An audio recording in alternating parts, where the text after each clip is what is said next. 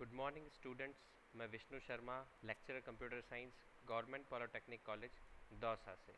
आज के e lecture oblique e practical में हम एक सी प्रोग्राम, बहुत बेसिक और फर्स्ट सी प्रोग्राम बनाना सीखेंगे जो कि डिस्प्ले करवाने के काम में आता है। जैसे अपन डिस्प्ले करवा रहे हैं हेलो वर्ल्ड को, ठीक है। हेलो वर्ल्ड एक स्ट्रिंग है, उसे हम हमारे कंसोल पर, हमारे मॉनिटर पर सी प्रोग्राम की हेल्प से डिस्प्ले करवाना चाह रहे हैं। उसका बहुत ही बेसिक और फर्स्ट, ये एक तरह से फर्स्ट सी प्रोग्राम है सी प्रोग्रामिंग लैंग्वेज का। उसे डिस्प्ले करवाने का प्रोग्राम को हम यहाँ बनाना सीखेंगे। तो ये जो सी प्रोग्राम है, ये सी प्रोग्रामिंग लैंग्वेज के board of technical education Rajasthan के subject code CS 201, EL 210, ME 210 subject code से रिलेटेड है। तो इस सी प्रोग्राम को बनाने के लिए आप सबसे पहले आप स्क्रीन पे देख पा रहे होंगे, हमने एक प्रोग्राम बना रखा है, program to display hello world, ठीक है। किसी भी प्रोग्राम की शुरुआत हम किससे करते हैं? हेडर फाइल से करते हैं। Header files pre processor directives की हेल्प से हमारे प्रोग्राम में हम क्या करते हैं? इंपोर्ट करते हैं। यहाँ पे हमने हैश इंक्लूड को यूज़ में लेते हुए हेडर फाइल को क्या किया? इंपोर्ट किया है। हेडर फाइल कौन से इंपोर्ट किया है? Standard input output header file. किसी भी प्रोग्राम में हेडर फाइल को इंपोर्ट करने का मीनिंग ये होता है कि इस हेडर फाइल में जितने प्री डिफाइंड फंक्शंस पहले से ही जिनकी डेफिनेशन लिखी हुई है, उन प्री डिफाइंड फंक्शंस को हम डायरेक्टली हमारे प्रोग्राम के अंदर यूज़ ले सकें, ठीक है। तो यहाँ पर हमने standard input output header file को काम में लिया, stdio.h हेडर फाइल को, ठीक है। अब उसके बाद क्या होता है, कोई भी प्रोग्राम, सी प्रोग्राम जब हम लिखते हैं तो उसे लिखने के लिए हमें एक मेन फंक्शन की ज़रूरत होती है, ताकि उस मेन फंक्शन के अंदर हम हमारे प्रोग्राम का लॉजिक लिख सकें, ठीक है। तो हमें उस मेन फंक्शन को लिखने के लिए हमने सबसे पहले हमने क्या किया? मेन फंक्शन डिक्लेयर किया, इंट मेन, ठीक है। डबल जो छोटे ब्रैकेट्स को खोला और बंद किया है, ये फंक्शन को डिनोट करता है कि ये मेन फंक्शन है। इसके बाद हमने करली ब्रेसेस से ओपन किया मेन फंक्शन को, और अब हम हमारा प्रोग्राम का सोर्स कोड या लॉजिक इस मेन फंक्शन में लिख सकते हैं। तो हमारा प्रोग्राम का जो मेन मोटिव और बेसिक एम था वो क्या था? हमारे कंसोल पर डिस्प्ले करवाना मैसेज। कौन सा message? Hello comma world, hello world, hello world display करवाना था हमें हमारे कंसोल के ऊपर। तो जब आप कभी अपने कंसोल पर डिस्प्ले करवाते हैं तो उसके लिए आप एक फंक्शन काम में लेते हैं जिसे बोलते हैं प्रिंट एफ फंक्शन, ठीक है। तो यहाँ पर देखिए, आपने ये बैकवर्ड स्लैश, डबल जो बैकवर्ड स्लैश आ रहे हैं, इनका मीनिंग क्या होता है? इनका मीनिंग आप लिखते हैं, वहाँ लिखते हैं जहाँ पर आपको कमेंट लाइन लिखनी हो, यानी जो कोड आपको अपने कंपाइलर से एग्जीक्यूशन टाइम बचाना हो, कंपाइल नहीं करवाना हो, तब आप उसे कमेंट में लिखते हैं, ठीक है। तो डबल कोड, डबल ये जो बैकवर्ड स्लैशेस हैं ये आप लगा देंगे, तो इसके बाद जो आप लाइन लिखेंगे वो आपके कमेंट सेक्शंस में आ जाएगा, और आपका वो प्रोग्राम का कोड क्या होगा? कंपाइलर कंपाइल नहीं करेगा, ठीक है। तो आप देख पा रहे हैं एक मैसेज हमने कमेंट में दिया है, क्या है? Print F function displays the string inside quotation, ठीक है। डबल कोट्स के अंदर जब आपको स्ट्रिंग लिखते हैं प्रिंट एफ फंक्शन में, तो वो क्या करती है? वो डिस्प्ले करवाई जा सकती है स्ट्रिंग इससे। तो आपने क्या किया? प्रिंट एफ फंक्शन यूज़ लिया और उसमें डबल कोट में आपने जो डिस्प्ले करवाना था, जैसे कि ये बहुत बेसिक प्रोग्राम है, फर्स्ट सी प्रोग्राम है सी लैंग्वेज का, हेलो वर्ल्ड, तो आपने हेलो वर्ल्ड लिखा, ठीक है, और यहाँ रिटर्न ज़ीरो कर दिया, ठीक है। रिटर्न ज़ीरो से मीनिंग है कि अब आपका क्या हो रहा है? मेन का जो फंक्शन है आप बंद कर रहे हैं और आपका रिटर्न वैल्यू क्या कर रहे हैं? ज़ीरो कर रहे हैं, क्योंकि मेन फंक्शन इंट टाइप का है, यानी कोई ना कोई वैल्यू इंटीजर टाइप की मेन फंक्शन क्या कर रहा है? रिटर्न कर रहा है, और यहाँ पर हम ज़ीरो रिटर्न करवा रहे हैं ताकि मेन फंक्शन क्या हो जाए? बंद हो जाए, ठीक है।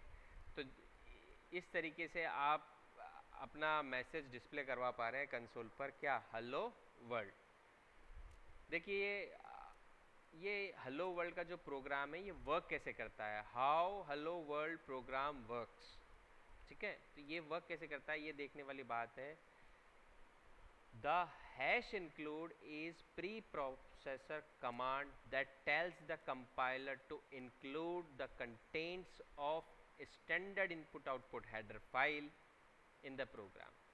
ये आपका जो हैश इंक्लूड है ये प्री प्रोसेसर कमांड है, ठीक है। ये प्री प्रोसेसर डायरेक्टिव है जो कि क्या करता है, किसी भी हेडर फाइल को इंक्लूड करने के काम में आता है। और यहाँ पर आप कौन सी हेडर फाइल इंक्लूड कर रहे हैं, standard input output header file, ठीक है, stdio.h header file। The stdio.h header file contains functions such as printf and scanf to take input and display output respectively। यहाँ पर हमने इस प्रोग्राम के अंदर हमने जो stdio.h हेडर फाइल को इंपोर्ट किया, उसका कारण क्या है, ताकि हम scanf और printf फंक्शन जो कि इस standard input output header file में पहले से ही बने हुए हैं उनको डायरेक्टली हम हमारे प्रोग्राम में काम में ले सकें। जैसे कि हमने हमारे यहाँ पर डिस्प्ले करवाने के लिए printf फंक्शन को काम में लिया है, ताकि हम हेलो वर्ल्ड जो स्ट्रिंग है इसे डायरेक्टली printf फंक्शन को काम में लेते हुए हमारे कंसोल के ऊपर डिस्प्ले करवा सके। If you use the printf function without writing hash include stdio.h, the program will not compile। देखिए, क्योंकि आप डायरेक्टली printf फंक्शन को तब तक काम में नहीं ले सकते जब तक कि आप hash include stdio.h header file को, यानी standard input output header file को प्री प्रोसेसर डायरेक्टिव्स को यूज में लेते हुए अपने प्रोग्राम में इंपोर्ट नहीं करते हैं। क्योंकि आपको आपका कंपाइलर फिर समझ नहीं पाएगा कि printf फंक्शन और scanf फंक्शन कौन से फंक्शन है, क्योंकि इनकी डेफिनेशन आपने तो लिखी नहीं। ये डेफिनेशन तो आपके standard input output header file में ही लिखी हुई थी। तो उस डेफिनेशन को यूज में लेते हुए इन फंक्शंस को काम में लेने के लिए आपको हेडर फाइल को इंपोर्ट करना ही पड़ेगा। The execution of C program starts from the main function. किसी भी प्रोग्राम का एग्जीक्यूशन स्टार्ट कब होता है, मेन फंक्शन से स्टार्ट होता है, ठीक है। printf is a library function to send formatted output to the screen। in this program printf function display hello world text on the screen। printf function basically काम ही इसलिए आता है ताकि आप अपने जो भी टेक्स्ट है, जो भी डिस्प्ले आपको करवाना है, वो आप क्या करवा सके, डायरेक्टली आपकी स्क्रीन के ऊपर डिस्प्ले करवा सके, ठीक है। तो हमने यहाँ भी printf फंक्शन इसीलिए काम में लिया ताकि हम हेलो वर्ल्ड को डिस्प्ले करवा सकें। The return zero statement is exit status of the program। in simple term the program ends with this statement। देखो यहाँ पर रिटर्न जीरो हमने काम में लिया, वो ये शो करता है कि एक एग्जिट स्टेटस है, ताकि हम हमारे प्रोग्राम से हम क्या हो रहे हैं, एग्जिट हो रहे हैं। उसके पीछे रीज़न ये है कि आपने जो आपका मेन फंक्शन है उसका रिटर्न टाइप इंट दिया है, इसलिए अब आपको कोई ना कोई इंटीजर टाइप की वैल्यू रिटर्न करते हुए ही मेन फंक्शन को बंद करना पड़ेगा, क्योंकि मेन फंक्शन आपका कोई ना कोई रिटर्न वैल्यू देना चाहिए, ठीक है। अगर आप वॉइड मेन काम में लेते तब आपके लिए ज़रूरी नहीं होता कि रिटर्न ज़ीरो आप लिखें, पर यहाँ आपने इंटीजर टाइप का मेन फंक्शन काम में ले लिया तो अब आपको लिखना ही पड़ेगा रिटर्न ज़ीरो, ठीक है।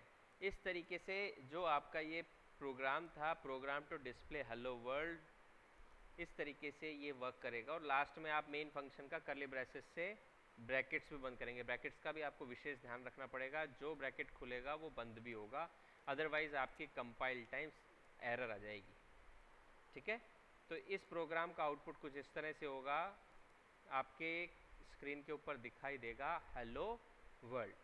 तो ये बहुत ही बेसिक प्रोग्राम था सी लैंग्वेज का जो हमने सीखा, और हमारा सीखने का मीनिंग ये था ताकि हम समझ सकें कि किसी भी सी प्रोग्राम का स्ट्रक्चर क्या होता है, कि सबसे पहले हेडर फाइल्स को काम में लिया जाता है, उसके बाद मेन फंक्शन लिखा जाता है, उसे ओपन किया जाता है, और मेन फंक्शन को ओपन करने के बाद हमें जो लॉजिक या जो एम फुलफिल कराना है उस मेन फंक्शन के अंदर हम उस एम को लिखते हैं। ठीक है, तो बहुत ही बेसिक प्रोग्राम आपने सीखा हेलो वर्ल्ड प्रिंट करवाने का। आगे के लेक्चर्स में हम सी लैंग्वेज के बारे में और पढ़ेंगे। Thank you so much.